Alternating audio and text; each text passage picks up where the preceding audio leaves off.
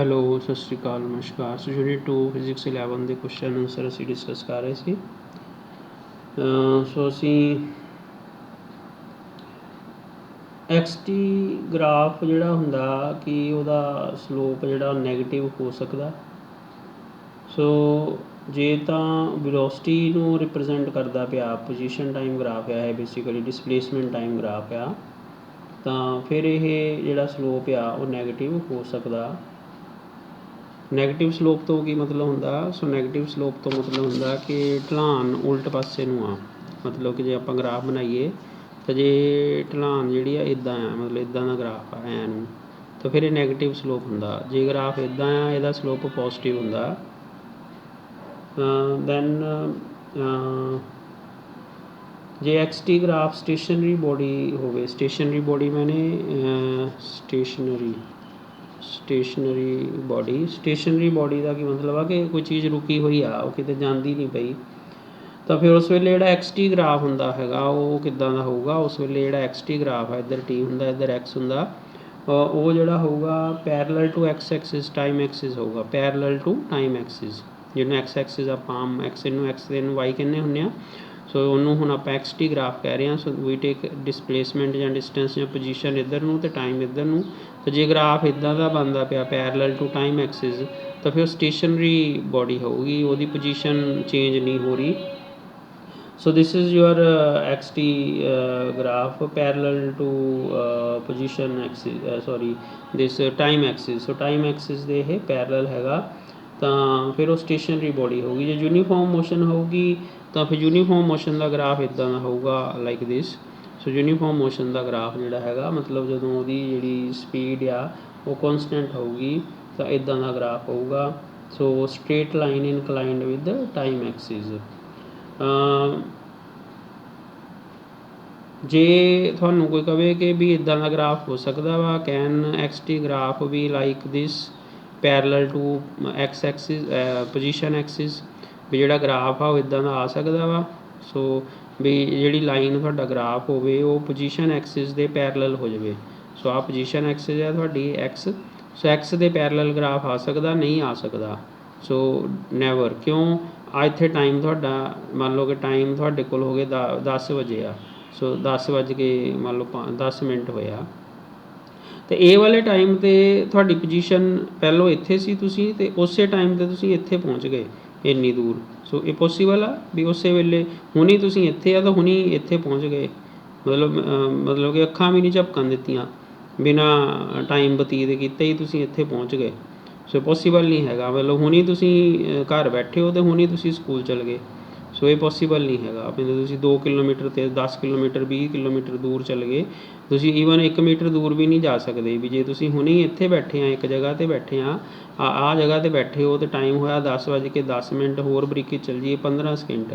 ਸੋ 10:10 15 second 'ਤੇ ਤੁਸੀਂ ਆ A ਪੁਆਇੰਟ 'ਤੇ ਆ, ਅਤੇ 10:10 ਅਤੇ 15 ਸੈਕਿੰਡ 'ਤੇ ਤੁਸੀਂ ਆ B ਪੁਆਇੰਟ 'ਤੇ ਹੋ।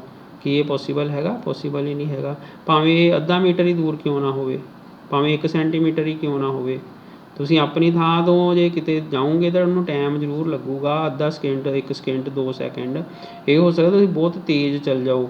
ਜੇ ਬਹੁਤ ਤੇਜ਼ ਚੱਲ ਜਾਓ ਤਾਂ ਤੁਹਾਡਾ ਗ੍ਰਾਫ ਇੱਦਾਂ ਦਾ ਬਣ ਜਾਊਗਾ, ਜੇ ਹੌਲੀ ਜਾਓਗੇ ਗ੍ਰਾਫ ਇੱਦਾਂ ਦਾ ਬਣ ਜਾਊਗਾ। ਆਹ ਵਾਲੀ ਗੱਲ ਵੀ ਚਲੋ ਸ਼ੋਰਟ ਕੁਐਸਚਨ 'ਚ ਆ ਗਈ ਕਿ ਜੇ ਤੁਹਾਨੂੰ ਇੱਦਾਂ ਦਾ ਗ੍ਰਾਫ ਅਤੇ ਇੱਦਾਂ ਦਾ ਗ੍ਰਾਫ ਦੇ ਦੇ ਕਿ ਆਹ A ਗ੍ਰਾਫ ਆ ਤਾਂ B ਗ੍ਰਾਫ ਆ XT ਦਾ, ਤਾਂ ਕਿਹਦੀ ਸਪੀਡ ਘੱਟ ਆ ਕਿਹਦੀ ਵੱਧ ਆ? ਜਿਹਦਾ ਸਲੋਪ ਜ਼ਿਆਦਾ ਉਹਦੀ ਸਪੀਡ ਜ਼ਿਆਦਾ, ਜਿਹਦਾ ਸਲੋਪ ਘੱਟ ਉਹਦੀ ਸਪੀਡ ਘੱਟ।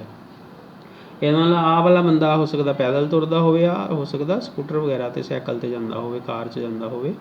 ਸੋ ਬਟ ਇਹ ਵਰਟੀਕਲ ਨਹੀਂ ਹੋ ਸਕਦੀ। ਦਿਸ ਕੈਨ ਨੋਟ ਵੀ ਵਰਟੀਕਲ। ਆਹ ਪੋਸੀਬਲ ਨਹੀਂ ਹੈਗਾ, ਵਰਟੀਕਲ ਨਹੀਂ ਹੋਣਾ ਇਹ। ਸੋ ਕਿਉਂਕਿ ਵਰਟੀਕਲ ਮੈਨੇ ਹੁੰਦਾ ਕਿ ਉਸੇ ਵੇਲੇ ਤੁਸੀਂ ਬੜੀ ਦੂਰ ਪਹੁੰਚ ਗਏ। ਸੋ ਇਹ ਪੋਸੀਬਲ ਨਹੀਂ ਹੈਗਾ। ਸੋ ਜੇ ਤੁਹਾਨੂੰ ਕੋਈ ਪੁੱਛ ਲਿਆ ਜਾਵੇ ਕਿ XT ਗ੍ਰਾਫ ਜਿਹੜਾ ਹੈਗਾ ਉਹ ਪੋਜੀਸ਼ਨ ਐਕਸਿਸ ਦੇ ਪੈਰਲਲ ਹੋ ਸਕਦਾ, ਕਲੀਅਰਲੀ ਨਹੀਂ ਹੋ ਸਕਦਾ। ਹੁਣ ਆ ਇੱਕ ਜਿਹੜੀ ਬਹੁਤ ਇੰਪੋਰਟੈਂਟ ਕੰਸੈਪਟ ਆਉਂਦਾ ਉਹ ਇਹ ਆਉਂਦਾ ਕਿ ਇੱਕ ਵਸਤੂ, ਇੱਕ ਓਬਜੈਕਟ ਜਾਂ ਇੱਕ ਬੋਡੀ, ਅਸੀਂ ਉਹਨੂੰ ਪਿੰਡ ਜਾਂ ਵਸਤੂ ਕਹਿ ਸਕਦੇ ਹਾਂ, ਓਬਜੈਕਟ ਵੀ ਕਹਿ ਦਿੰਦੇ ਹਾਂ, ਬੋਡੀ, ਦੋਨੇ ਜਿਹੜਾ ਮਰਜ਼ੀ ਅੱਖਰ ਵਰਤ ਲਓ। ਐਨ ਓਬਜੈਕਟ ਔਰ ਬੋਡੀ, ਜੇ ਓਬਜੈਕਟ ਕਹਿੰਦੇ ਆ ਤਾਂ ਐਨ ਓਬਜੈਕਟ ਹੁੰਦਾ ਅਤੇ ਇਹ ਬੋਡੀ ਹੁੰਦਾ। ਸੋ ਐਨ ਓਬਜੈਕਟ ਜਾਂ ਫਿਰ ਇਹ ਬੋਡੀ ਜਿਹੜਾ ਹੈਗਾ ਉਹ ਇੱਕੋ ਵੇਲੇ ਹੁਣੇ ਹੀ 10:10 15 ਮਿੰਟ 25 ਸਕਿੰਟ ਦੇ ਉੱਪਰ ਉਹ ਰੈਸਟ 'ਤੇ ਆ, 10:15 ਮਿੰਟ 25 ਸਕਿੰਟ 'ਤੇ ਉਹ ਮੋਸ਼ਨ 'ਚ ਆ। ਉਹੀ ਸੇਮ ਉਹੀ ਵਾਲੀ ਚੀਜ਼, ਉਹੀ ਵਾਲੀ ਵਸਤੂ ਹੁਣੀ ਉਹ ਆਪਾਂ ਕਹਿ ਰਹੇ ਹਾਂ ਰੈਸਟ 'ਚ ਆ, ਹੁਣੀ ਆਪਾਂ ਕਹਿ ਰਹੇ ਹਾਂ ਮੋਸ਼ਨ 'ਚ ਆ। ਮਤਲਬ ਇਹ ਰੈਲੇਟਿਵ, ਇੱਥੇ ਰੈਲੇਟਿਵ ਗੱਲ ਆ ਗਈ, ਰੈਲੇਟਿਵ। ਸੋ ਕੀ ਇਹ ਪੋਸੀਬਲ ਆ ਕਿ ਇੱਕੋ ਵੇਲੇ at the same instant of time, same moment, ਇਹ body can be at rest and at the same time it is in motion, ਕਿ ਉਸੇ ਵੇਲੇ ਉਹ ਰੈਸਟ 'ਤੇ ਹੋਵੇ, ਉਸੇ ਵੇਲੇ ਉਹ ਮੋਸ਼ਨ 'ਚ ਹੋਵੇ। ਕੀ ਇਹ ਪੋਸੀਬਲ ਹੈਗਾ? ਇਹ ਪੋਸੀਬਲ ਹੈਗਾ ਰੈਲੇਟਿਵਲੀ। ਮਤਲਬ ਕੰਟੈਕਸਟ ਕੀ ਆ, ਤੁਸੀਂ ਕਿਸ ਢੰਗ ਨਾਲ ਗੱਲ ਕੀਤੀ, ਠੀਕ ਹੈ, ਤੁਸੀਂ ਕਿਸ ਢੰਗ ਨਾਲ ਗੱਲ ਕੀਤੀ, ਤੁਸੀਂ ਗੱਲ ਕੀਤੀ ਕਿ ਕਿਸੇ ਹੋਰ ਨੇ ਗੱਲ ਕੀਤੀ। ਜੇ ਤੁਸੀਂ ਬੱਸ 'ਚ ਬੈਠੇ, ਬੱਸ ਵਿੱਚ ਬਹਿ ਗਏ ਜਦੋਂ, ਤਾਂ ਤੁਹਾਡੇ ਬਾਰੇ ਤੁਸੀਂ ਖੁਦ ਕਹਿ ਰਹੇ ਹੋ ਤਾਂ ਤੁਸੀਂ ਕਹੋਗੇ ਮੈਂ ਬਹਿ ਗਿਆ, ਮੈਂ ਆਰਾਮ ਨਾਲ ਬੈਠਾ, ਮੈਨੂੰ ਕੋਈ ਪ੍ਰੋਬਲਮ ਨਹੀਂ ਹੈਗੀ, ਬੜੇ ਮਜ਼ੇ ਨਾਲ ਬੈਠਾ, ਰੇਲ ਗੱਡੀ 'ਚ ਬੈਠਾ ਵਾਂ, ਬੜੇ ਮਜ਼ੇ ਨਾਲ ਬੈਠਾ ਵਾਂ, ਜਹਾਜ਼ 'ਚ ਬੈਠਾ, ਬੜੇ ਆਰਾਮ ਨਾਲ ਬੈਠਾ, ਬੜਾ ਮਜ਼ਾ ਆ ਰਿਹਾ ਹੈਗਾ, ਹੈ ਨਾ। ਵੀ ਤੁਸੀਂ ਆਪਣੇ ਆਪ ਨੂੰ ਰੈਸਟ 'ਤੇ ਮਹਿਸੂਸ ਕਰੋਗੇ ਕਿ ਮੈਂ ਰੈਸਟ 'ਤੇ ਹਾਂ। ਪਰ ਤੁਸੀਂ ਜਦੋਂ ਬੱਸ 'ਚ ਬਹਿ ਗਏ, ਰੇਲ ਗੱਡੀ 'ਚ ਬਹਿ ਗਏ, ਜਹਾਜ਼ 'ਚ ਬਹਿ ਗਏ, ਕਿਤੇ ਜਾ ਰਹੇ ਹੋ, ਕਾਰ 'ਚ ਬਹਿ ਕੇ ਕਿਤੇ ਜਾ ਰਹੇ ਹੋ, ਸਕੂਟਰ ਮੋਟਰਸਾਈਕਲ 'ਤੇ ਬਹਿ ਕੇ ਕਿਤੇ ਜਾ ਰਹੇ ਹੋ, ਤਾਂ ਤੁਸੀਂ ਤਾਂ ਆਰਾਮ ਨਾਲ ਬੈਠੇ, ਤੁਸੀਂ ਕਹਿੰਦੇ ਮੈਂ ਆਰਾਮ ਨਾਲ ਬੈਠਾ, ਪਰ ਨਾਲੇ ਤੁਸੀਂ ਕਹਿੰਦੇ ਮੈਂ ਜਾ ਰਿਹਾ। ਸੋ ਮੀਨਸ ਉੱਥੇ ਤੁਸੀਂ ਆਪਣੇ ਆਪ ਨੂੰ ਰੈਸਟ 'ਤੇ ਕਹਿ ਰਹੇ ਹੋ। ਪਰ ਜਿਹੜੇ ਤੁਹਾਡੇ ਰਿਸ਼ਤੇਦਾਰ ਆ, ਜਿਨ੍ਹਾਂ ਨੇ ਤੁਹਾਨੂੰ ਰੇਲ ਗੱਡੀ 'ਚ ਬਿਠਾਇਆ ਵੀ ਜਾਓ ਤੁਸੀਂ ਦਿੱਲੀ ਜਾਓ, ਘੁੰਮ ਆਓ, ਜਾਂ ਆਪਣੇ ਰਿਸ਼ਤੇਦਾਰ ਨੂੰ ਮਿਲਣ ਚੱਲ ਜਾਓ, ਤਾਂ ਉਹਨਾਂ ਨੇ ਕਹਿਣਾ ਕਿ ਚਲਾ ਗਿਆ ਬੰਦਾ।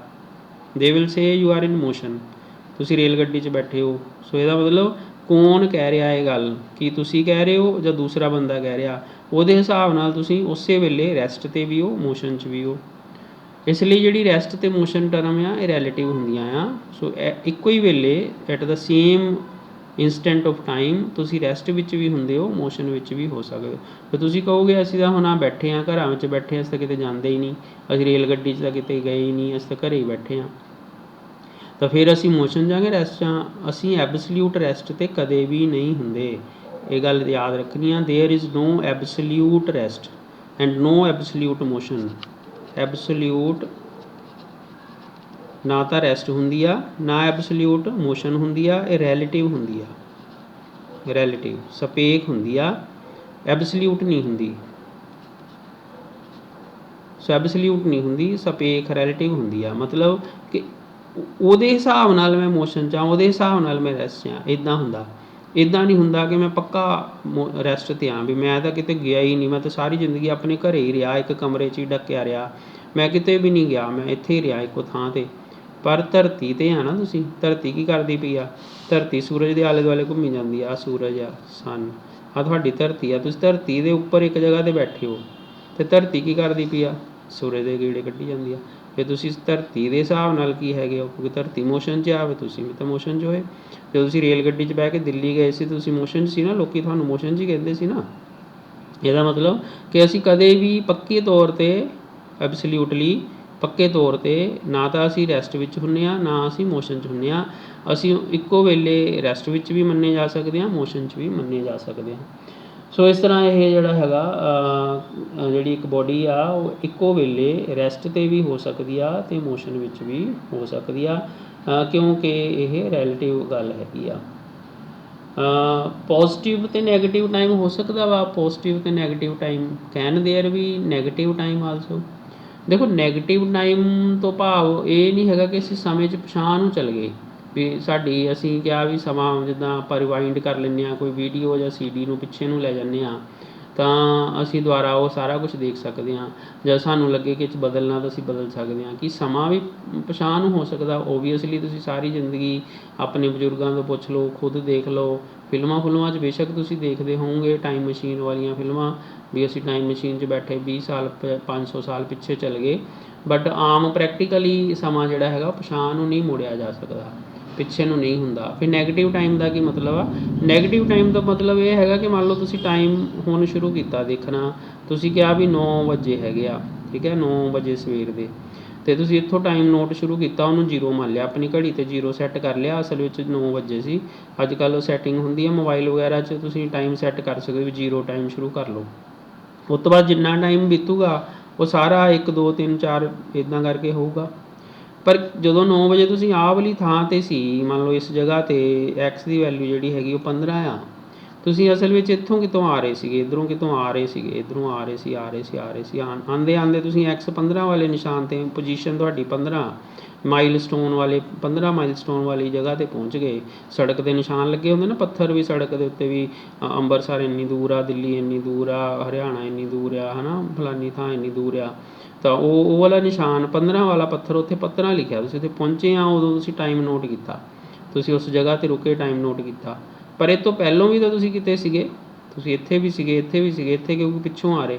ਇਹਦਾ ਮਤਲਬ ਫਿਰ ਤੁਸੀਂ ਉਹ ਟਾਈਮ ਨੂੰ ਕੀ ਕਹੋਗੇ, ਤੁਸੀਂ ਕਹੋਗੇ ਹੁਣ ਤੋਂ 1 ਘੰਟਾ ਪਹਿਲੋਂ ਮੈਂ 13ਵੇਂ ਪੱਥਰ 'ਤੇ ਸੀਗਾ, ਠੀਕ ਆ, ਮੈਂ 13ਵੇਂ ਨਿਸ਼ਾਨ 'ਤੇ ਸੀ, ਮਾਈਲਸਟੋਨ ਜਿੱਥੇ 13 ਲਿਖਿਆ ਮੈਂ ਉੱਥੇ ਸੀਗਾ 1 ਘੰਟਾ ਪਹਿਲੋਂ। 1 ਘੰਟਾ ਪਹਿਲੋਂ ਮੈਨੇ ਯੂ ਵਿਲ ਸੇ -1 ਆਵਰਸ। ਸੋ ਇਸ ਕਰਕੇ ਟਾਈਮ ਜਿਹੜਾ ਉਹ ਨੈਗੇਟਿਵ ਦਾ ਮਤਲਬ ਇਹ ਆ ਕਿ ਤੁਹਾਡਾ ਰੈਫਰੈਂਸ ਪੁਆਇੰਟ ਜਿਹੜਾ ਹੈਗਾ ਉਹ ਜਿਹਨੂੰ ਤੁਸੀਂ 0 ਮੰਨਿਆ, ਜਿੱਥੋਂ ਤੁਸੀਂ ਕੰਮ ਸ਼ੁਰੂ ਕੀਤਾ ਵੀ ਆਪਾਂ ਇੱਥੋਂ ਟਾਈਮ ਨੋਟ ਕਰਨਾ ਸ਼ੁਰੂ ਕਰਦੇ ਆ, ਤਾਂ ਉਹ ਤੋਂ ਪਿਛਲਾ ਟਾਈਮ ਜਿਹੜਾ ਹੈਗਾ ਆਟੋਮੈਟਿਕਲੀ ਉਹਨੂੰ ਤੁਹਾਨੂੰ ਫਿਰ ਨੈਗੇਟਿਵ 'ਚ ਦੱਸਣਾ ਪੈਣਾ ਆ। ਪਰ ਇਹਦਾ ਮਤਲਬ ਇਹ ਨਹੀਂ ਹੁੰਦਾ ਕਿ ਅਸੀਂ ਟਾਈਮ ਨੂੰ ਪੁੱਠਾ ਚਲਾਤਾ।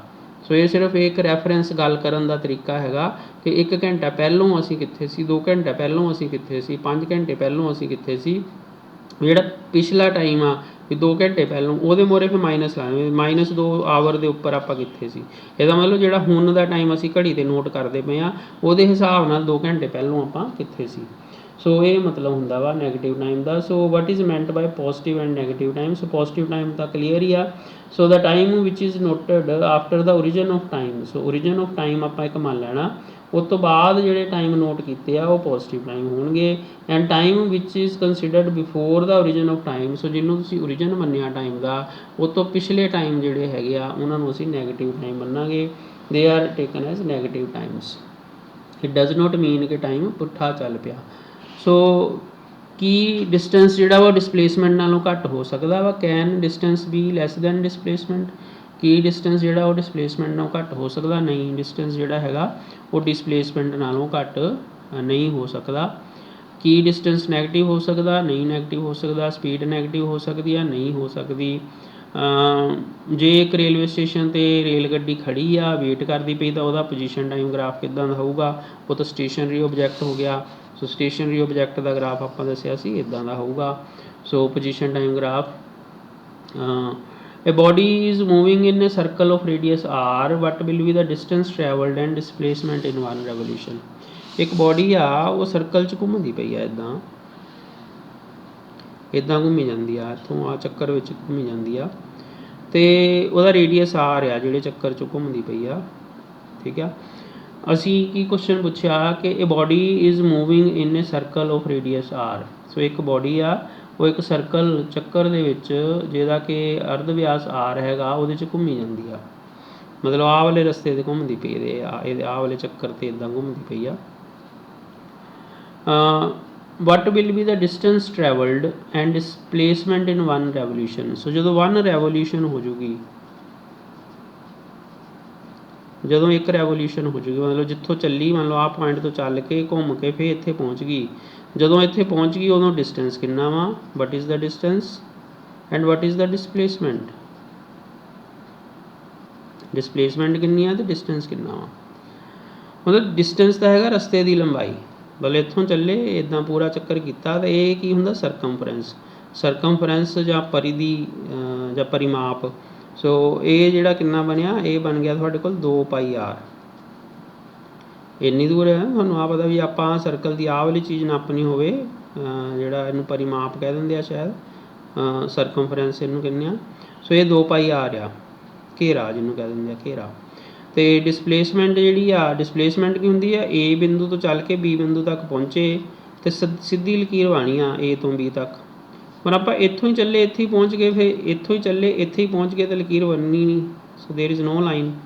ਸੋ ਆਹ ਵਾਲੇ ਪੁਆਇੰਟ ਤੋਂ ਚੱਲੇ ਇੱਥੇ ਹੀ ਪਹੁੰਚ ਗਏ, A ਤੋਂ ਹੀ ਚੱਲੇ A 'ਤੇ ਵਾਪਸ ਪਹੁੰਚ ਗਏ, ਤਾਂ ਡਿਸਪਲੇਸਮੈਂਟ 0 ਹੋਊਗੀ। ਸੋ ਇਹਦੇ ਨਾਲ ਹੀ ਰਲਦਾ ਮਿਲਦਾ ਕੁਐਸਚਨ ਕੀ ਹੋਊਗਾ ਕਿ ਡਾਇਆਮੀਟਰ, ਅਰਧ ਜਿਹੜਾ ਵਿਆਸ ਹੈਗਾ, ਮਤਲਬ ਇੱਕ ਚੱਕਰ ਹੈਗਾ, ਇੱਦਾਂ ਸਰਕਲ ਆ, ਇੱਕ ਬੋਡੀ ਜਿਹੜੀ ਆ ਸਰਕਲ 'ਚ, ਆਹ ਉਹਦਾ ਹੋ ਗਿਆ ਵਿਆਸ। ਸੋ ਆਹ A ਆ, B ਆ। ਜੇ ਬੋਡੀ ਜਿਹੜੀ ਹੈਗੀ ਆ A ਪੁਆਇੰਟ ਤੋਂ ਲੈ ਕੇ B ਪੁਆਇੰਟ ਤੱਕ ਟਰੈਵਲ ਕੀਤੀ, ਤਾਂ ਫਿਰ ਡਿਸਟੈਂਸ ਕਿੰਨਾ ਹੋਣਾ ਵਾ ਪਾਈ ਆਰ, ਅਤੇ ਡਿਸਪਲੇਸਮੈਂਟ ਕਿੰਨੀ ਹੋਣੀ ਆ A ਤੋਂ B ਵਾਲੀ, ਇਹ ਹੈਗਾ R, ਆ ਹੈਗਾ R, ਸੋ ਡਿਸਪਲੇਸਮੈਂਟ ਹੋਣੀ ਆ 2R। ਸੋ ਇਹ ਗੱਲ ਜਿਹੜੀ ਹੈਗੀ ਆਪਾਂ ਧਿਆਨ ਦੇਣੀ ਆ। ਸੋ ਇਸ ਤਰ੍ਹਾਂ ਆਪਾਂ ਦੇਖਦੇ ਹਾਂ ਕਿ ਵੀ ਸਰਕਲ ਦੇ ਨਾਲ ਰਿਲੇਟਡ ਜਿਹੜੇ ਕੁਐਸਚਨ ਆ ਉਹ ਕਿਸ ਤਰ੍ਹਾਂ ਹੋਣਗੇ। So thank you.